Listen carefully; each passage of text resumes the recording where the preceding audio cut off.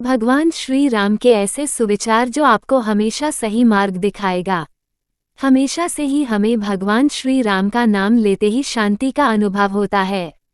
प्राचीन काल से ही भारत में ही नहीं पूरे विश्व भर में लोग श्री राम को पूजते थे और अपना जीवन उनके आगे समर्पित करते हैं। ऐसा कहा जाता है कि मर्यादा पुरुषोत्तम राम का नाम लेने मात्र से मनुष्य को मोक्ष का मार्ग की प्राप्ति हो जाती है। तुलसीदास जैसे महान व्यक्ति भी भगवान श्री राम का नाम का जाप करके धन्य हो गए थे। जैसे कि आप सभी लोगों को पता होगा, भगवान श्री राम लोगों में कभी भेदभाव नहीं करते थे और उन्होंने समस्त संसार में मर्यादा को स्थापित किया था, जिस वजह से उन्हें लोग मर्यादा पुरुषोत्तम राम के नाम से भी जानते थे। भगवान राम ने सभी जीवों जाति प्रजाति को समान भाव से स्वीकार किया और उनका हमेशा आदर किया। यहाँ तक कि जब माँ सीता को लाने के लिए लंका गए थे, तब भी समस्त मानव जाति को मोक्ष देकर उस राज्य को उनके उत्तराधिकारी को सौंप दिया। ऐसे महान राजा की कुछ ऐसे सुविचार जो आपके हर संकट का हल कर देंगे। भगवान श्री राम कहते हैं, जिनके मन में सदैव दूसरे का हित करने की अभिलाषा रहती है अथवा जो सदा दूसरों की सहायता करने में लगे रहते हैं, उनके लिए संपूर्ण जगत में कुछ भी दुर्लभ नहीं है। व्यक्ति सामने ना होने पर भी नाम से उसको जाना जा सकता है, परंतु नाम के बिना व्यक्ति की पहचान नहीं हो सकती। यदि आप सही हैं, तो आपको गुस्सा होने की कोई जरूरत नहीं और यदि आप गलत है, तो आपको गुस्सा होने का कोई हक नहीं। अभिमानी व्यक्ति, चाहे वह आपका गुरु, पिता व उम्र अथवा ज्ञान में बड़ा भी हो, उसे सही दिशा दिखाना अति आवश्यक होता है। उत्साहहीन, निर्बल और दुख में डूबा हुआ व्यक्ति कोई अच्छा कार्य नहीं कर सकता, अतः वह धीरे धीरे दुख की गहराई में डूब जाता है।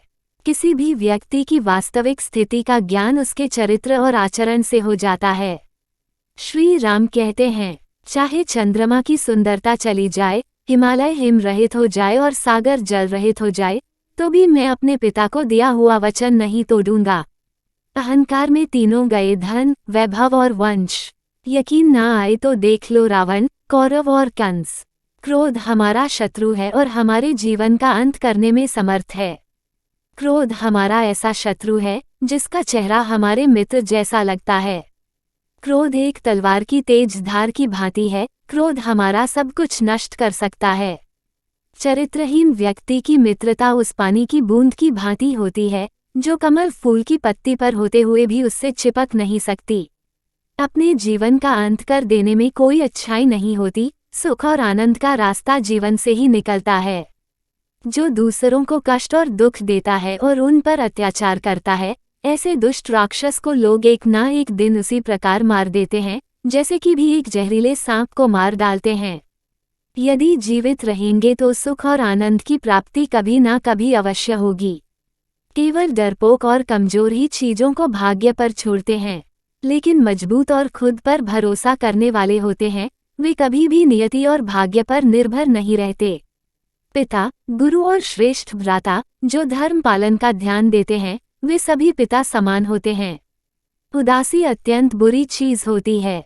हमें कभी भी अपने मस्तिष्क का नियंत्रण उदासी के हाथ में नहीं देना चाहिए। उदासी एक व्यक्ति को उसी प्रकार मार डालती है जैसे कि एक क्रोधित सांप किसी बच्चे को। पवित्रता स्त्री के आंसू धरती पर बेकार नहीं गिरते, वे उनका विनाश करते हैं जिनके कारण वश वे आंखों से बाहर निकले।